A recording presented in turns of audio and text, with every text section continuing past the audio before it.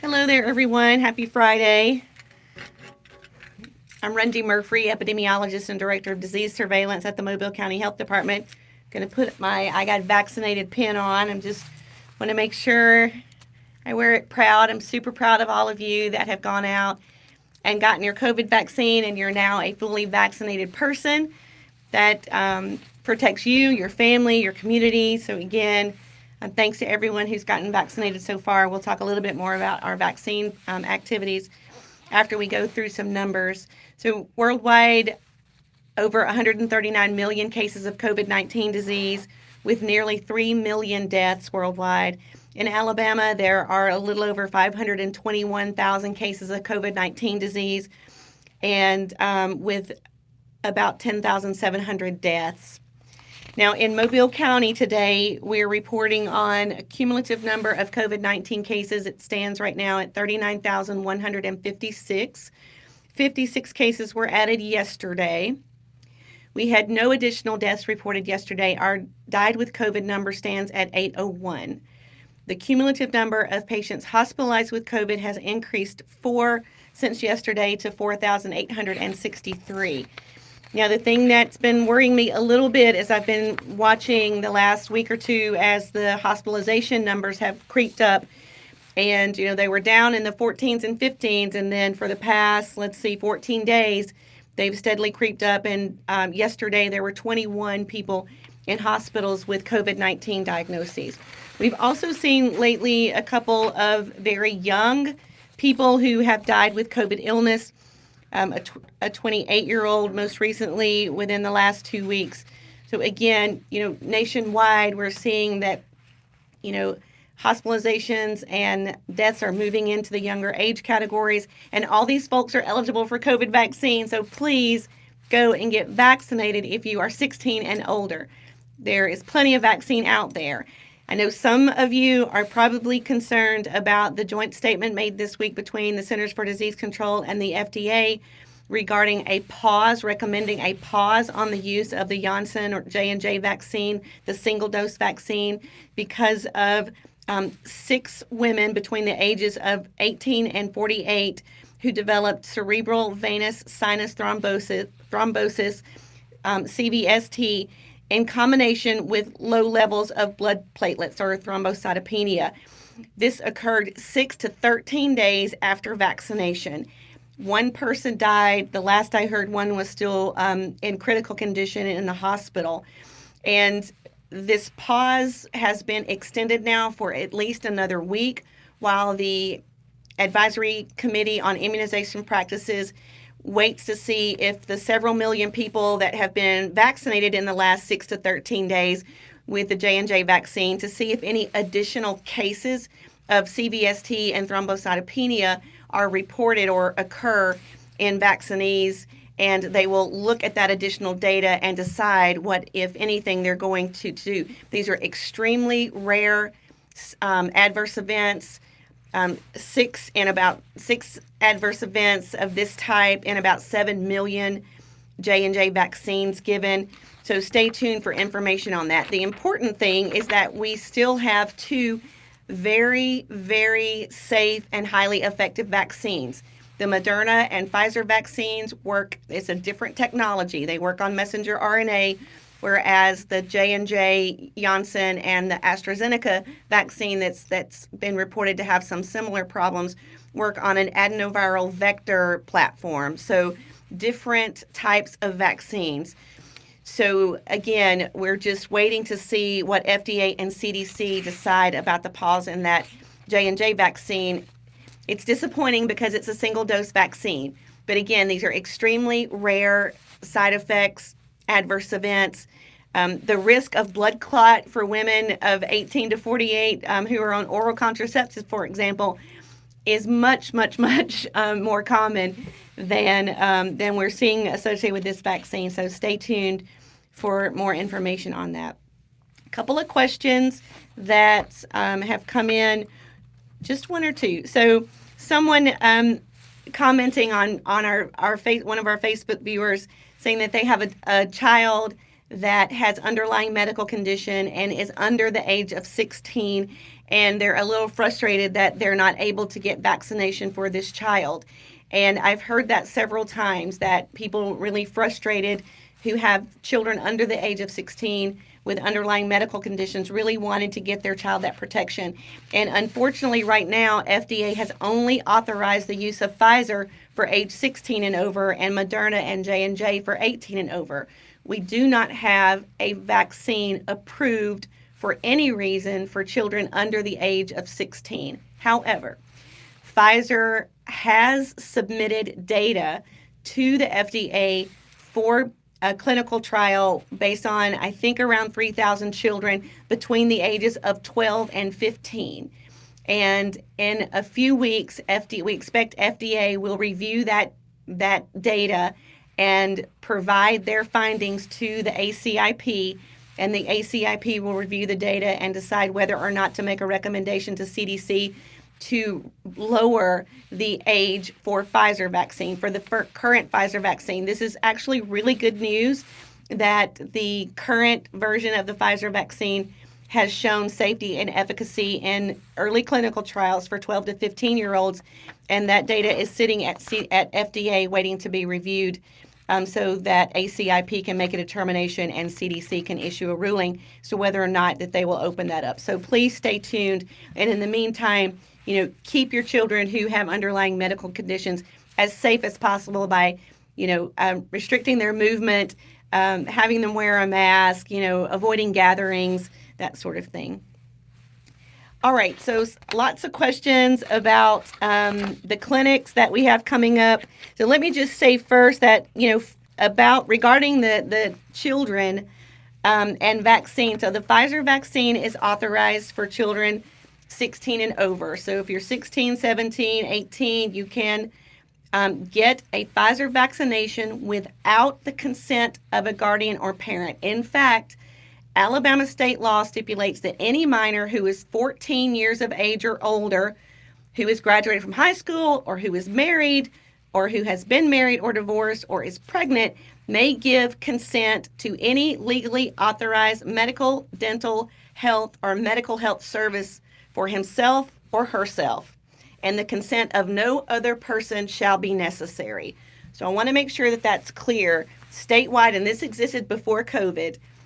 14 and older can make their own medical decisions. That is state law.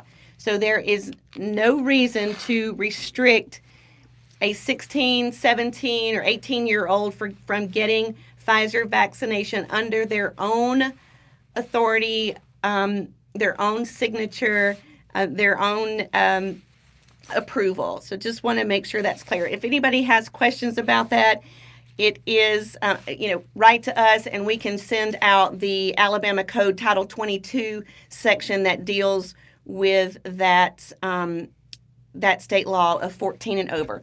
So anyone 16 and over can get vaccinated using Pfizer. So let's talk about first dose Pfizer vaccines that are being sponsored by the Mobile County Health Department. And we have a lot of these going on. So I will mention them, and then you can go to mchdcares.com to see the list, or you can call 251-690, sorry, that's not right, 251-410-MCHD to hear a recording. So listen up, because there are a lot of things.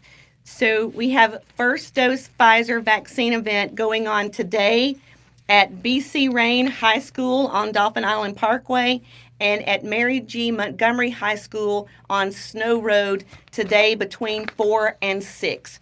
You may see our folks there a little bit early, but these clinics are open to the public between 4 p.m. and 6 p.m. today. Again, first dose Pfizer, 16 and older, no appointment necessary, first come, first serve. at BC Rain High School on DIP and on Mary G. Montgomery High School on Snow Road. That is today.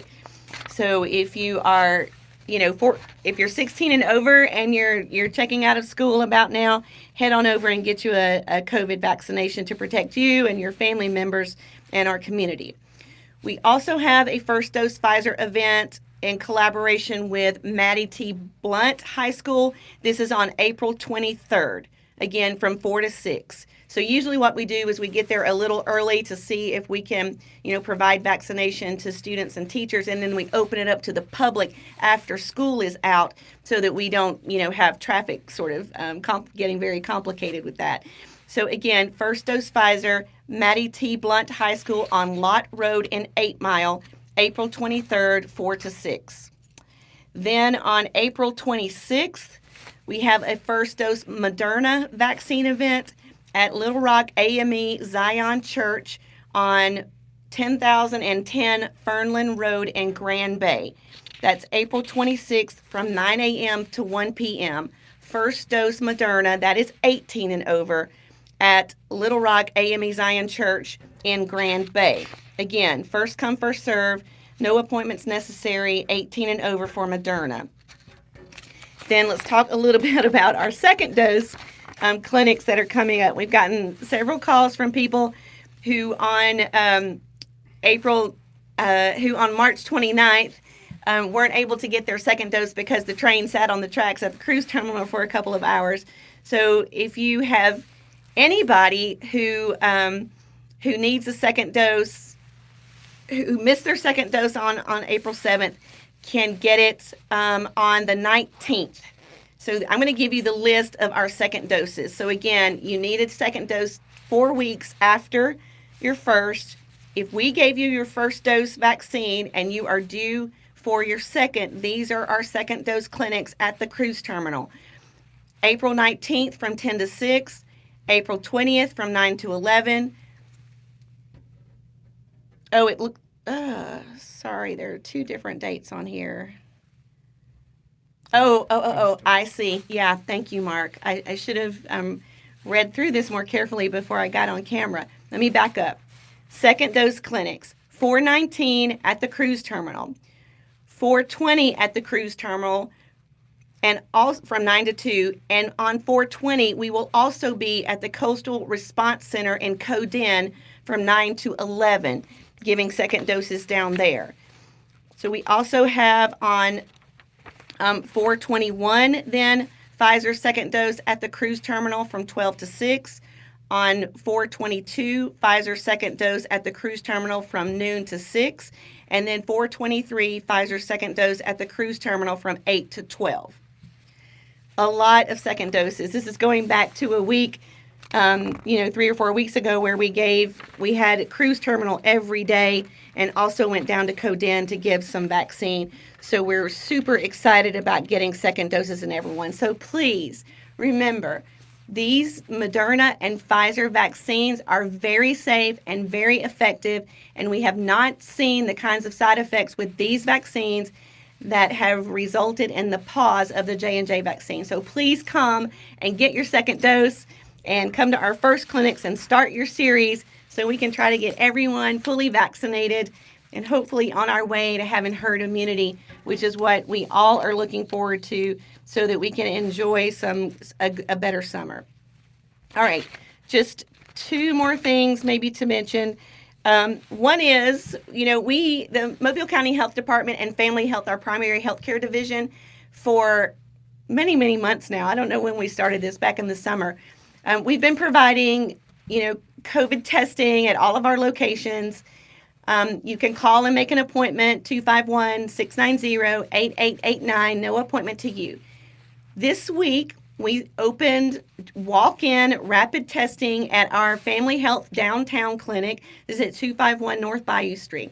So on Wednesdays and Fridays, you don't need an appointment. You can just walk in to our downtown clinic and get a rapid COVID test. We break around lunch, so don't come in at lunchtime, please.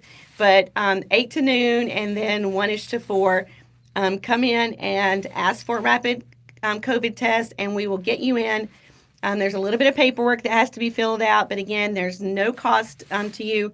Results while you wait. We will give you your result as before you walk out of the clinic. So arrive at the clinic, inform a greeter that you're interested in free rapid COVID testing, and then we'll direct you to where to start working on your paperwork.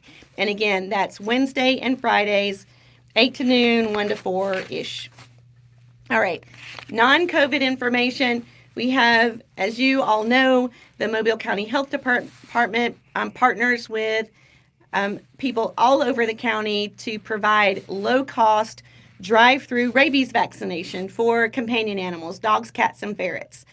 So the ones that we have coming up, we have one tomorrow between 1:30 and 3:30 at Cuddles and Kisses at 11120, so 11,120 Meadowlark Road in Grand Bay. And then next Saturday from 10 till noon, we will be at the City of Pritchard Animal Shelter on 2402 Rebel Road. So tomorrow at Cuddles and Kisses in Grand Bay, and next Saturday at the City of Pritchard Animal Shelter. Again, check our social media or our website to get more information. It's $12 cash, drive-through clinics. Bring as many pets as can fit in your car safely. We're happy to help you get those pets vaccinated. All right, that's it for today. I'm seeing the no more questions sign from Mark. So with that, I will bid you farewell for this week and have a great weekend. Stay safe. There's some more rain coming in, so be careful out there, everyone, and go get your vaccine. There's plenty of vaccine out there, and we really wanted to encourage everyone to get a very safe and effective vaccine. So thanks a lot. We'll talk to you Monday.